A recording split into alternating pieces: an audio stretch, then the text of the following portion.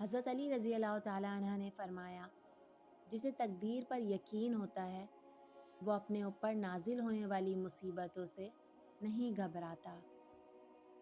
حضرت علی رضی اللہ تعالیٰ عنہ نے فرمایا، کسی کا دل توڑ کر معافی مانگنا تو بہت آسان ہے، لیکن اپنا دل ٹوٹ جائے تو کسی کو معاف کرنا بہت مشکل ہے۔ حضرت علی رضی اللہ تعالیٰ عنہ نے فرمایا، دوستی کا بھرم صرف وہ لوگ رکھ سکتے ہیں جن کے وجود میں سمندر جتنا دل ہو۔ ساری دنیا کے سارے لوگ تجھے اپنے فائدے کے لیے چاہتے ہیں، صرف تیرا رب ہی ہے جو تجھے تیرے فائدے کے لیے چاہتا ہے۔ اس سوچ کے ساتھ زندگی میں آگے بڑھو کہ اللہ نے یقیناً بہترین ہی سوچا ہوگا۔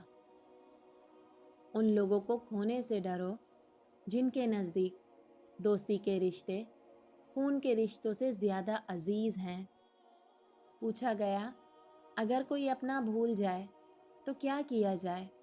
فرمایا، کوئی اپنا ہو وہ کبھی بھول نہیں سکتا، اور جو بھول جائے وہ اپنا نہیں ہوتا۔ تمہارے لیے بہترین تعلق وہ ہے جو تمہارے عیب جان کر بھی تم سے تعلق نہ توڑے، اور بے شک وہ اللہ تعالیٰ کے سوا کوئی اور نہیں۔ بلندی کو اللہ پاک نے عاجزی اور انکساری میں رکھ دیا ہے، اور لوگ اسے تکبر میں تلاش کرتے ہیں۔ کوئی تمہارا دل دکھائے تو ناراض مت ہونا، کیونکہ قدرت کا قانون ہے کہ جس درخت کا پھل زیادہ میٹھا ہوتا ہے لوگ پتھر بھی اسی کو مارتے ہیں۔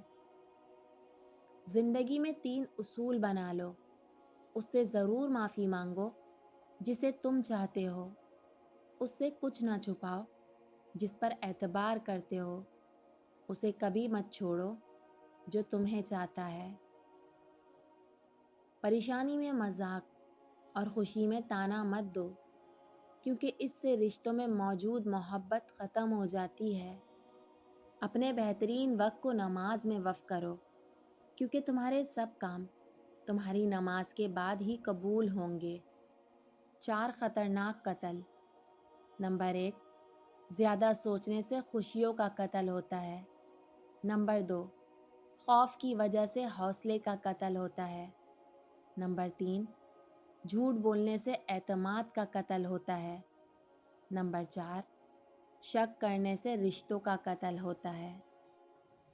اے اللہ، جب میں نے تجھ سے نہ مانگا تب بھی تو نے مجھے عطا کیا، تو یہ کیسے ممکن ہے کہ میں تجھ سے مانگوں اور تو عطا نہ کرے؟ دنیا میں سب سے زیادہ وہ لوگ سکون میں رہتے ہیں جو مشکل وقت میں کہتے ہیں، میرے لیے بس اللہ ہی کافی ہے۔ زندگی کی اصل خوبصورتی یہ نہیں کہ تم کتنے خوش ہو، بلکہ زندگی کی اصل خوبصورتی تو یہ ہے کہ دوسرے تم سے کتنا خوش ہیں۔